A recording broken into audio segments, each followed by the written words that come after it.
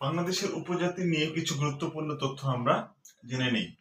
বাংলাদেশে বসবাসকারী উপজাতির সংখ্যা হচ্ছে 50টি।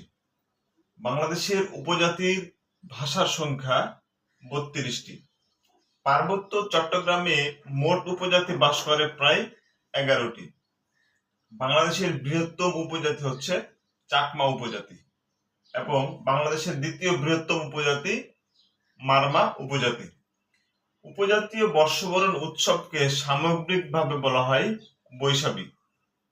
মাতৃতান্ত্রিক উপজাতি হলো দুইটি, একটি হচ্ছে গারো এবং অপরটি খাসিয়া। বাংলাদেশের ক্ষুদ্রতম উপজাতি হচ্ছে ভিল, যার সদস্য সংখ্যা প্রায় 95 জন। গারোদের স্থানীয় ভাষার নাম হচ্ছে মান্দি ভাষা। মুসলমান উপজাতি হলো পাওয়ান উপজাতি এবং বাংলাদেশে ক্ষুদ্র নৃগোষ্ঠীর সাংস্কৃতিক প্রতিষ্ঠান রয়েছে প্রায় 7টি।